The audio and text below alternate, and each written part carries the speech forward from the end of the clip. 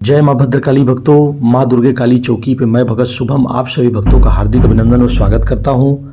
भक्तों, आज हम जानने वाले हैं, जब कोई व्यक्ति विशेष माता बहन माता काली की उपासना करता है या करती हैं तो उनके साथ क्या परीक्षाएं माता काली लेती हैं, अर्थात उनके साथ ऐसी क्या घटनाएं होती हैं जिसकी वजह से व्यक्ति माता काली की पूजा से या तो वंचित हो जाता है या तो भगवती की शक्ति उसे प्राप्त होती है।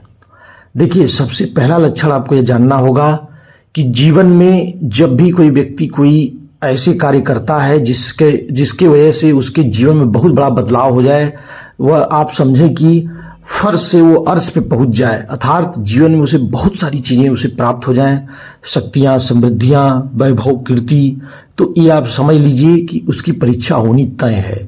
जब एक छोटा सा बालक अगर छोटी सी कक्षा में पढ़ता है तो वो अगले क्लास में जाने से पहले परीक्षा देता है, तभी उसका जो है मूल्यांकन होकर के वो अगले क्लास में प्रविष्ट होता है। तो निश्चित रूप से आपको यह समझना चाहिए कि माता महाकाली का जो उपासक होगा, निश्चित रूप से उसके जीवन में बहुत सारे विघ्न आएंगे, कठिनाइयाँ आएंगी और समस्याएं आएंगी, जिससे आप डगमगाएं नहीं, विचलित न हो। तो आज ऐसे कुछ प्रमुख लक्षण आपको बताने वाला हूँ। चैनल पर नए हो तो चैनल सब्सक्राइब करें और अधिक से अधिक वीडियो शेयर करें, जनमानस तक पहुंचाएं ताकि सभी भक्तों का कल्याण हो। भक्तों, देखिए, पहला लक्षण ये होता है कि जब हम किसी भी देवी देवता या जागृत देवी देवता, जैसे माता महाकाली, बालाजी महाराज, ये कलयुग के जागृत देवी देवता है, अगर इनकी उपासना जब कोई व्यक्ति विशेष करता है तो उसकी परीक्षाएं पहले शुरू होने से पहले माता की योगिनी शक्तियां आपके घर में प्रविष्ट होने लगती हैं, आपका फेरी लगाती हैं आपके घर में। तो आपके साथ कुछ जो है बदलाव होना शुरू हो जाएगा, आपके घरों में लड़ाई झगड़ा चालू हो जाएगा, एकदम अशांति का माहौल होने लगेगा, क्लेश का वातावरण घर में बनने लगेगा, बात बात पे लड़ाई होने लगेगी।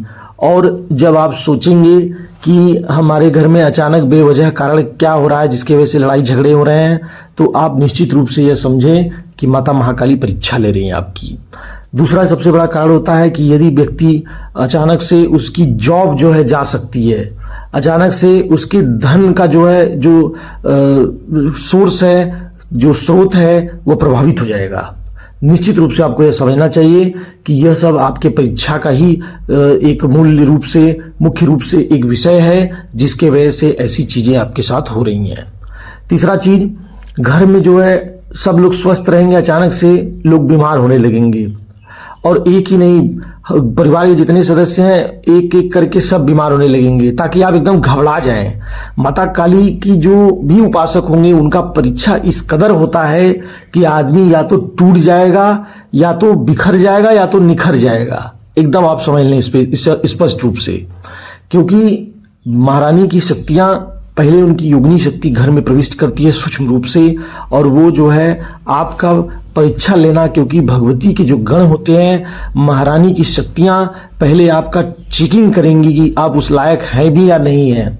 अगर आप रहते हैं तो साक्षात महारानी निश्चित रूप से आपके घर में पैठारी करती है और अपने आप के ऊपर, आपके परिवार के ऊपर निश्चित रूप से पूर्ण रूप से आजीवन कई जन्मों जन्मांतर तक आपके ऊपर कृपा बनी रहती है।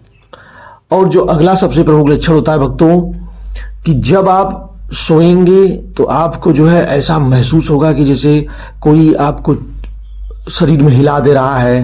रात को सोए आपको लगेगा कि जैसे कोई जो है ऐसा कोई छू के जा रहा है मुझे, आपको डर की अनुभूति बार बार होगी, आपको लगेगा कि मेरे पीछे कोई खड़ा है। तो ये सारी चीज़ें जो है महारानी अपने होने का एहसास कराने लगती हैं, ताकि आप डरने लगें, आपको ऐसा लगने लगे। क्योंकि जो बहुत से लोग होते हैं जब किसी चौकी से या किसी गद्दी से जब दीक्षित होते हैं, माता महाकाली के भक्त बनना चाहते हैं, तो उनके साथ ये सारी चीज़ें इतनी भयावह स्थिति से होती है कि वह व्यक्ति घबरा जाता है कि अचानक से मैंने गुरुदीक्षा लिया या हम किसी चौकी या दरबार से जुड़े तो इतना हमारे जीवन में इतने कष्ट क्यों आने लगे। ताकि आपको यह समझ जाना चाहिए कि आपसे महारानी यह इसलिए परीक्षा ले रही हैं ताकि उनके भक्त जो बने वो ठोक करके बने हमेशा के लिए कि हाँ, अगर हम भगवती के भक्त हैं, महारानी माता कालिका के भक्त हैं, काली महारानी के भक्त हैं, तो निश्चित रूप से आजीवन के लिए बने हैं। यह कोई 2 दिन 4 साल 5 साल 4 दिन 6 महीने का गेम नहीं होना चाहिए। निश्चित रूप से महारानी जिसको बनाती हैं अपना भक्त, अपना सेवक, जो लोग चौकिया दरबार या गद्दी लगाते हैं, आप उनसे पता कर लीजिएगा, बहुत परीक्षा बहुत कष्ट देने के बाद ही वो उनको चौकी और गद्दी हासिल हुई है। क्योंकि माँ की यह विशेष जो है मुख्य रूप से यह परीक्षा का जो यह विषय है मुख्य रूप से होना ही होना है। कारण इसका यह है कि भगवती जब जिस पे अपना वरद हस्त रख देती हैं परीक्षा के बाद, उसके जीवन में इतने खुशियाँ, इतने वैभव, इतने कीर्ति हो जाते हैं, उस व्यक्ति का, उसके घर में आप यह समझ लें कि शत्रु नहीं बन सकता कोई। कारण उसका यह है कि माता उसके कार्य इतने तेजी से बनाएंगी कि वह व्यक्ति केवल दिमागी रूप से सोचेगा, केवल संकल्प लेगा और उसके कार्य उसको दिखेंगे कि पूर्ण हो रहे हैं। तो इसलिए उससे पहले परीक्षा होना बिल्कुल और बिल्कुल सुनिश्चित होता है कि परीक्षा होगा ही होगा। और परीक्षा इस कदर होता है कि व्यक्ति और विशेष एकदम अंदर से टूटने लगते हैं। बहुत ज़्यादा डर का जो है माहौल होने लगता है घर में। लोग सोचते हैं कि हमारे साथ क्या ऐसा हो रहा है, हमने तो ऐसा कुछ भी नहीं किया, चौकी या गद्दी पे जा करके कोई हमने गलती तो नहीं कर दी, कोई भूल तो नहीं कर दी। इस तरह से व्यक्ति विशेष सोचने लगता है। लेकिन आपकी जानकारी के लिए बता दूं, ऐसा बिल्कुल भी नहीं है। जो व्यक्ति, आप ये जान लें, चाहे वो दीक्षित हो चाहे बिना दीक्षित हो, जो महारानी का उपासना करेगा उसके जीवन में कठिनाइयां आएंगी, परीक्षाएं होंगी, ये शाश्वत रूप से सत्य है। क्योंकि महारानी जिसको अपना पहले बनाती नहीं है और बना लेती हैं, तो फिर उसके ऊपर आजीवन उनकी निश्चित रूप से कृपा रहती है। वह व्यक्ति अगर वो सत्य और नियम रूप से भगवती का ध्यान करता रहे और जो भी पुण्य कर्म है वो अगर वह करता रहे, तो निश्चित रूप से महारानी की विशेष ऊर्जा, विशेष कृपा उसके ऊपर साक्षात रूप से चलेगी।